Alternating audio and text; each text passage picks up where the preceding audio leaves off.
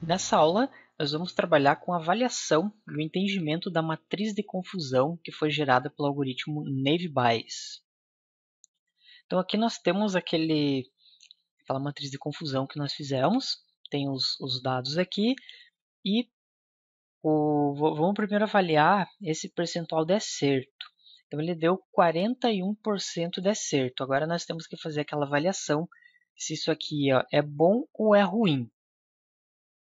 Então nós tivemos aqui com o Naive Bayes 41,5% de acerto.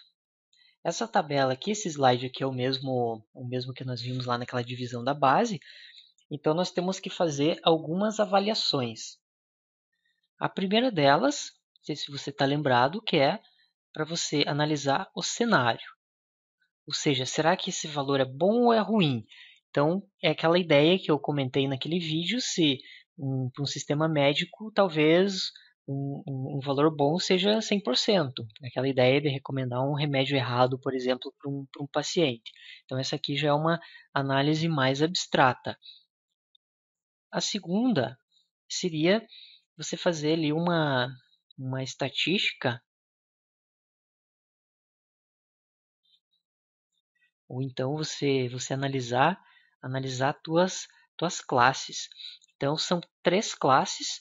Então qual que é a probabilidade de você usar um random, você pegar um experimento aleatório e você quer tirar uma classe médio, você tem três possibilidades. Então a possibilidade seria lá o 33%, que seria como nós temos três classes, se fossem duas classes seria 50%.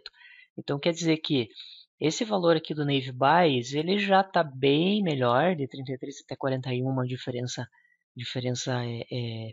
é grande para um sistema de aprendizagem de máquina.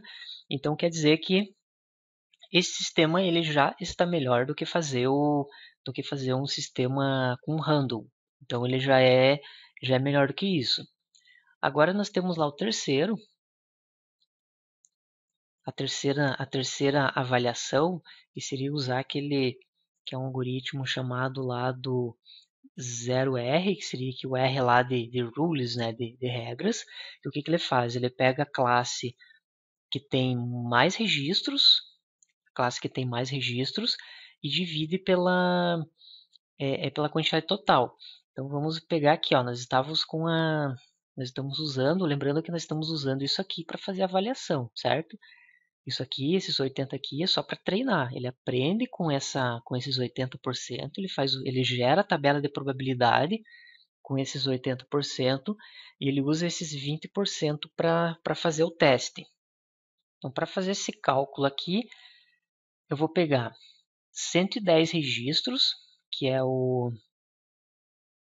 a classe que mais se repete. Então, são 110 do médio, 66 do bom e 24 do ruim. E eu vou dividir pela quantidade total de registros. Então, vou dividir aqui por 200. Temos 200 registros e ele deu aqui um valor de 55%. Então, quer dizer que com essa avaliação, ele chega aqui em 55%. Veja que o nosso Naive Bayes está bem abaixo disso aqui. Então, o que com esse algoritmo valeria mais a pena você pegar a classe que mais se repete e toda vez que vir um novo registro você classificar ele como essa classe. E ele vai ter acertos maiores do que esse 41. Não que esse 55 seja bom, não vai muito de você pegar essa primeira avaliação aqui do cenário e você decidir se ele realmente é bom ou não é bom esse valor. Só vale lembrar também que esse percentual que, como ele deu aqui do Naive Bayes, de certa forma comparando com principalmente com esse dado aqui, ele é um percentual baixo. E vale lembrar que essa nossa base de dados, ela é uma base de dados que foi gerada com dados aleatórios.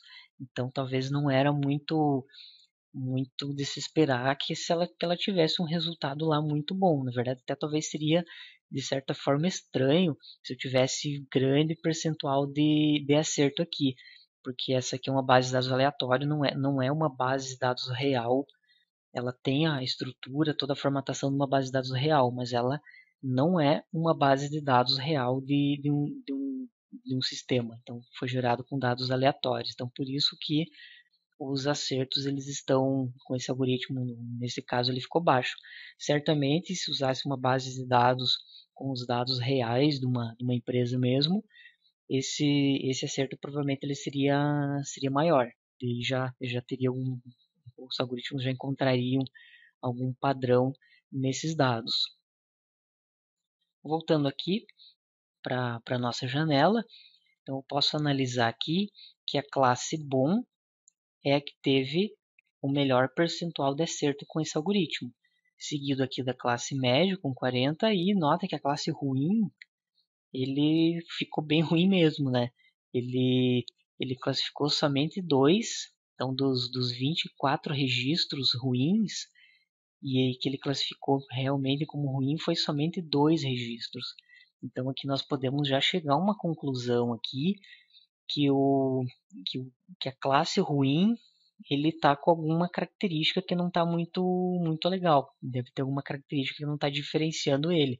Então, a ideia de usar uma matriz de confusão como essa é efetivamente para você pegar esses dados aqui e você fazer uma análise.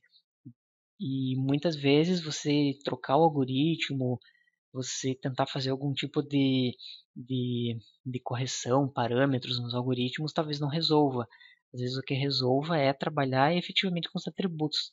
Talvez deve ter alguns atributos lá que estão atrapalhando essa classe ruim. Então, às vezes você eliminar alguns atributos, testar com atributos diferentes é uma boa alternativa.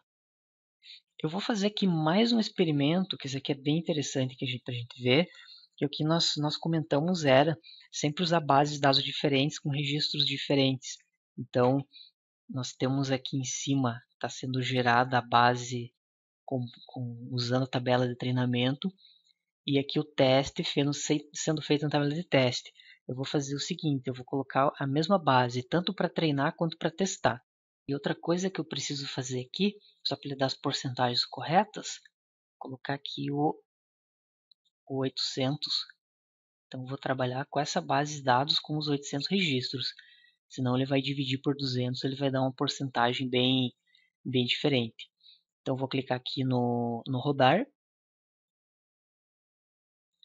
E vamos ver se ele vai melhorar um pouco. Então, nós tínhamos de 41,5% o percentual de acerto, usando base de dados de treinamento e base de dados de teste.